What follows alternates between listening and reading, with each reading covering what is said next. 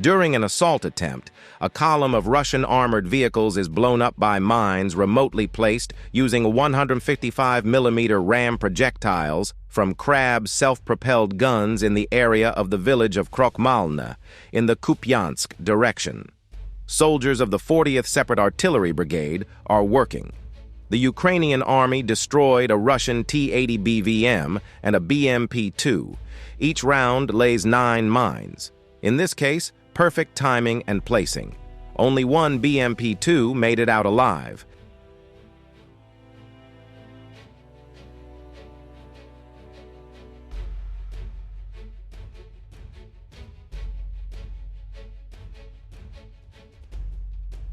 Heavy combat along all the front line, said President Zelensky. The most important is Kharkiv region. Russian troops have attempted to broaden operations against Ukraine today.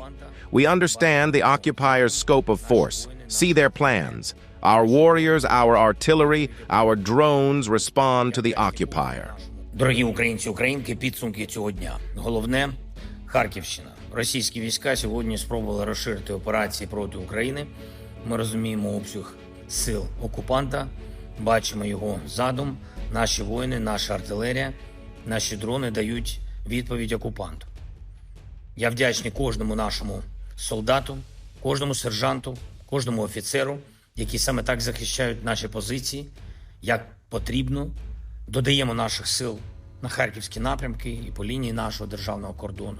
По всій лінії фронту ми будемо незмінно знищувати окупанта саме так, щоб зірвати будь-які російські наступальні наміри.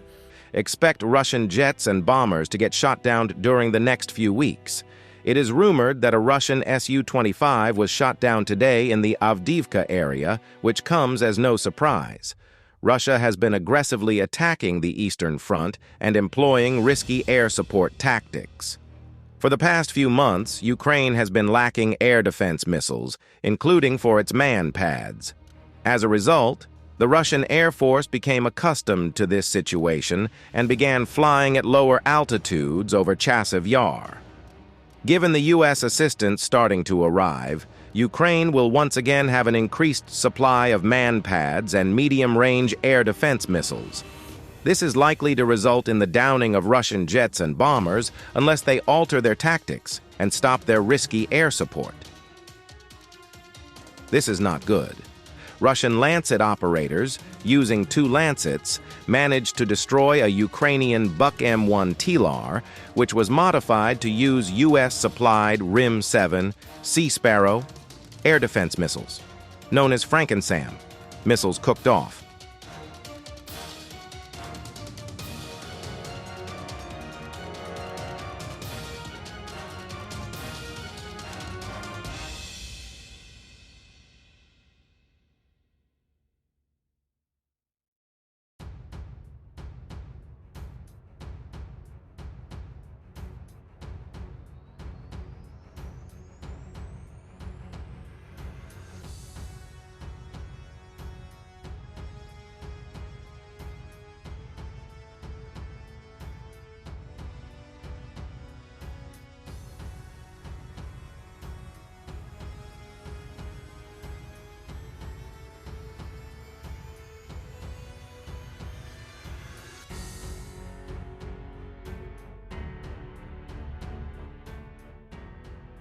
A Russian Guards colonel accused of shooting civilians in Bucha led a parade in Khabarovsk. Azatbek Omurbekov, ex-commander of the 64th Separate Guards Motor Rifle Brigade, military unit 5146, and was awarded the title of Hero of the Russian Federation by Putin. Возглавляет механизированную колонну Герой Российской Федерации гвардии полковник Азатбек Амурбеков. The Pentagon's space policy chief has informed Bloomberg that they have effectively thwarted Russia's unauthorized use of black market Starlink terminals. The United States has been extensively engaged in collaborating with the government of Ukraine and SpaceX to counter the Russian military's unauthorized use of Starlink terminals, as stated by John Plum, the outgoing Assistant Secretary for Space Policy, in an interview. At this time, we have successfully countered Russian use, but I am certain Russia will continue to try and find ways to exploit Starlink and other commercial communication systems, he told Bloomberg News. Finding a solution to block Russian access to Starlink without affecting Ukrainian access has evidently been a challenging endeavor, requiring considerable time and effort. It is indeed gratifying to observe that a resolution has been achieved. The air raid alert in Kharkiv region has lasted continuously for 12.5 hours. It was announced at 9:03 a.m. According to local blogs, this is the longest air raid alert in the region since the beginning of the full-scale war.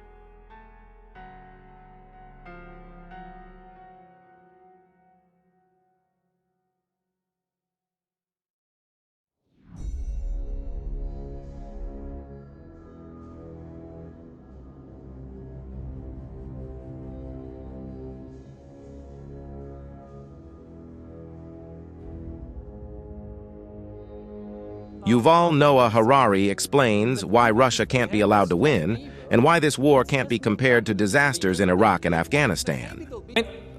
Basically, if Russia is allowed to win, that's the end of the global order, as we have known it for decades. The most fundamental rule was that you cannot just invade and conquer and annex another country, neighboring country, just because you're stronger. This was the case for centuries, for thousands of years.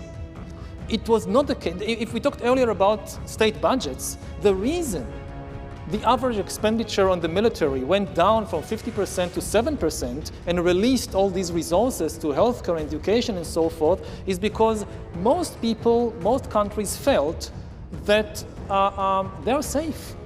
That even if they have a strong neighbor, it's just not done anymore. Maybe there'll be some kind of border clash or whatever, but the idea that the neighbors will just invade us, conquer us, and annex our country, it's just not done.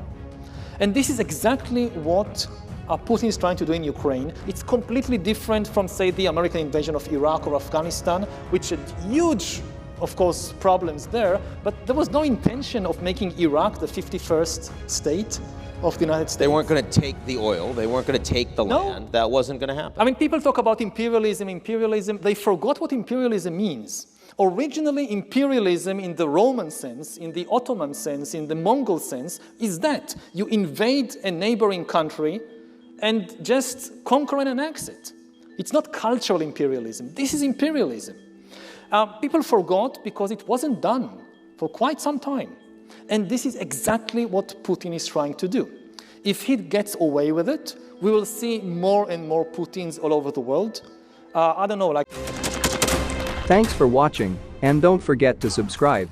Also, if you want to support Warthog Defense, please become our member and get early access to new videos, exclusive members-only videos, and become administrator in comment section. The membership link is in the description. Every day. We had a guy last week at 6 rescues in 6 days. You know, he's doing the job every day.